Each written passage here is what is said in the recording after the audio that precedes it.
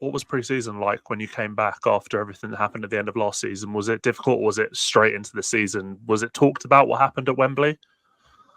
No, not really. I think We had a meeting straight after the game, and I think we kind of squashed it there, and we just everyone was looking forward to the new season. We went away all together, and I thought we had a great pre-season all together. We have a great group of lads here, and I thought we had a great pre-season, and we come confident into the season. Was it easy for you personally to clear your head after the disappointment of not being able to reach the Premier League was over summer? Was it something you could kind of move on from quickly and easily? obviously, yeah, it's disappointing. That's football. We didn't quite make it.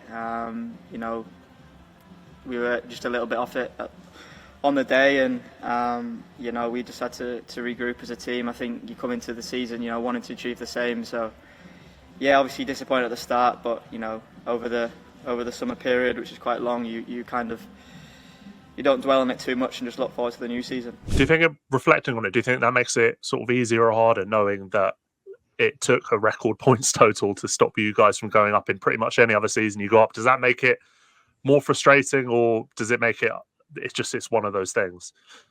No, I just think it's one of them things.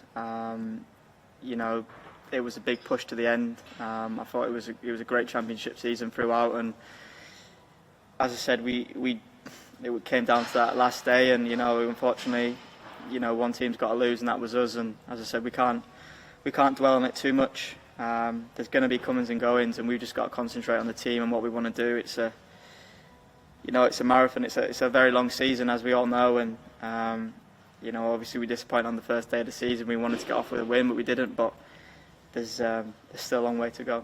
You had a bit of a slow start last season as well. Is that something you're aware of, in terms of you did give yourself quite a bit to do, and that might have been what cost you in many ways in the end? Is there a genuine concerted effort to push forward and make sure that doesn't happen again? Don't give yourself that gap below the teams at the top.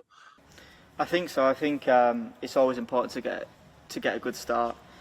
We obviously had a lot of catching up to do, and I thought from obviously January onwards we gained 20 points, and a lot of people obviously look towards the end of the season where we dropped points, but it was kind of the start of the season where we had to kind of get back up and keep winning games to be able to catch up with the top teams. I think Leicester were 20 points ahead of us. We ended up reaching that gap, and then obviously they pushed on from there, and the start of the season is obviously so important. You can't let teams get too far ahead of you.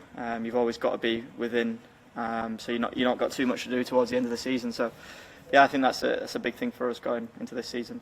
Have you set yourself any personal targets? I'm sure you're not going to tell me what they are, but in terms of kind of numbers or that kind of thing, or is that something you really worry about? I imagine as a winger, it's more about assists than goals, but do you have a number you're aiming for, even if you're not going to tell me what the number is?